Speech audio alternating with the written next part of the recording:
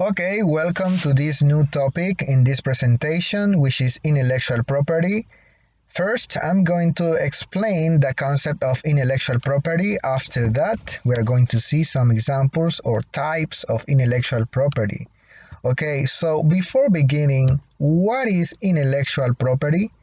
Well, students, intellectual property refers to creations of the mind, such as inventions, literary and artistic works, designs and symbols, also names and images that are used in commerce. So now I'm going to explain some types of uh, intellectual properties. Here we have some examples. We have patents, we have trademarks, copyright, industrial designs, integrated circuit topography.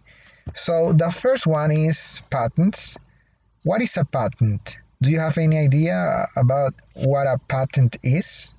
Well, patents refer to new inventions or any new and useful improvement of an existing invention. They are technical inventions such as chemical compositions like pharmaceutical drugs, mechanical processes like complex machinery or machine designs that are new, unique, and usable in some type of industry. So here we have some characteristics that a patent must accomplish in order to be considered a patent. Okay, they need to be novel, they need to be useful and inventive. Okay, so what can you patent? Okay, let's look at this example. Using a door lock as an example, you can patent a product, a composition, an apparatus, a process, or an improvement on any of these. Okay, so did you know, students, that 90% of patents are for improvements to existing patented inventions? So it is very interesting because, as we can see in this example, about a mouse trap. Okay, it was invented in 1926. Okay, you can see it. You can see it here. The first mouse trap.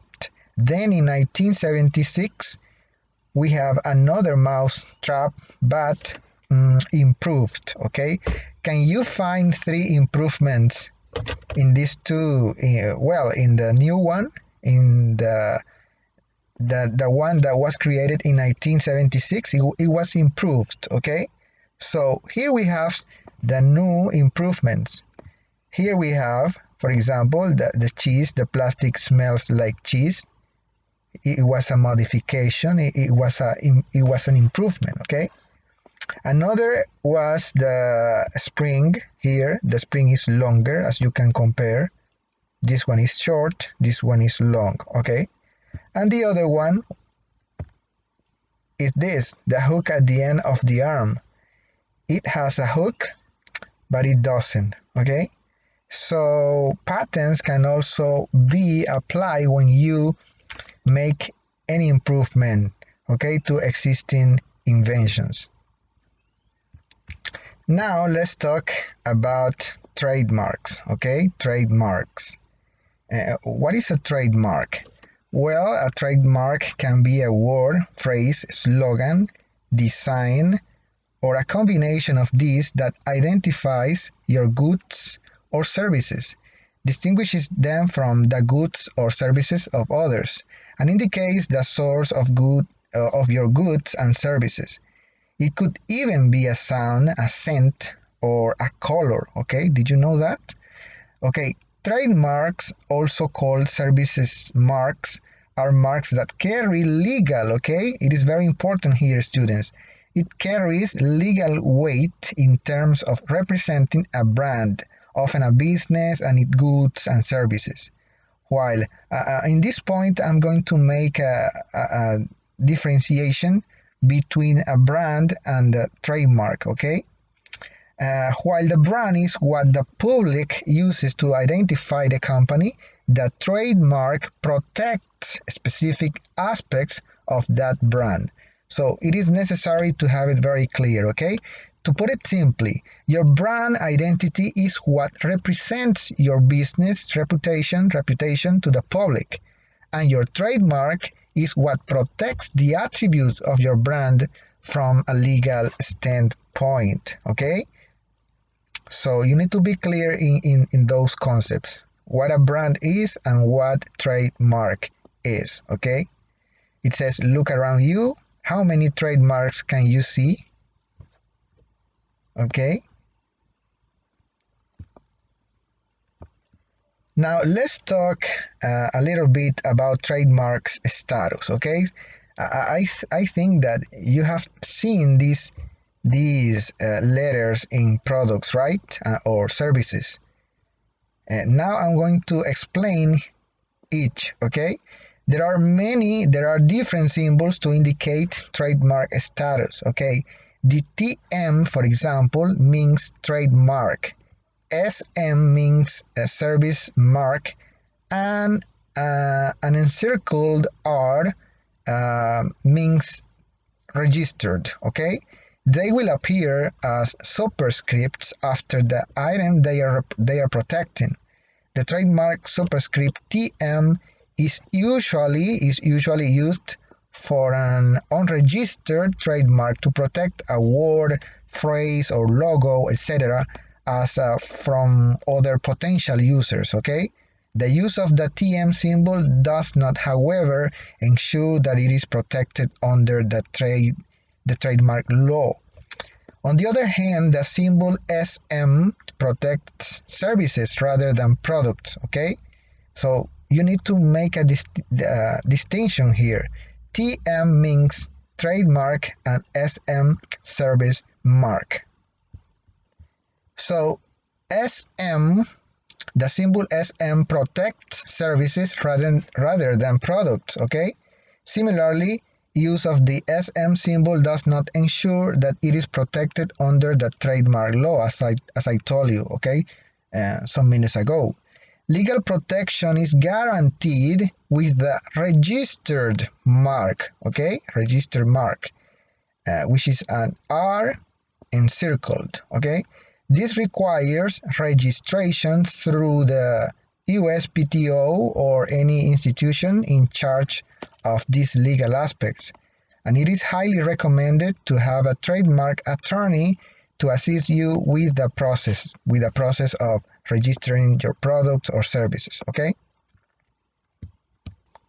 So you need to be clear in these concepts. Now let's continue with copyright, okay, which is another interesting type of intellectual property, okay? Copyrights. Okay, copyrights are artistic, literary, or intellectually created works such as novels, music, movies, software code, photographs, and paintings that are original and exist in a tangible medium such as paper, canvas, film, or digital format, okay? So you can read here, it says, rights derived from any original literary, dramatic, musical, or artistic work can be registered from the moment this work is created. The word of copyright is automatic upon creation. However, it is a good idea to have your original work witnessed and dated. Register your copyright, use proper marking for your copyright. This is the symbol, okay, for copyright. Document details of any collaboration in respect of the work, okay? This is the symbol. It is a C in circle, okay? Now let's talk a little bit about industrial designs. Industrial design in a legal sense, an industrial design constitutes the ornamental aspect of an article or product, okay?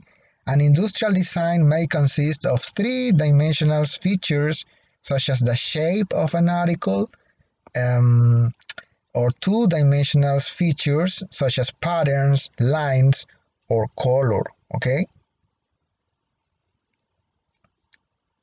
Okay, the design must be original and can be two or three-dimensional, as I explained, okay? This is industrial design, another type of intellectual property. Okay, designs such as those featured in these products are known for their visual appeal. Okay, so any product that you see in the market can be registered under design, industrial design. Now let's talk about integrated circuit topographies, usually known as ICTs.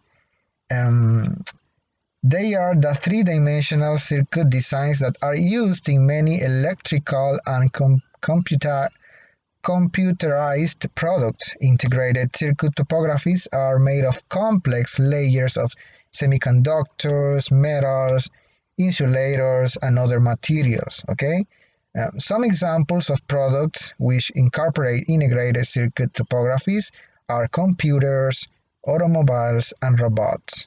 Okay, it says, okay, here we have some examples, just as I told you. Cameras also, spacecraft.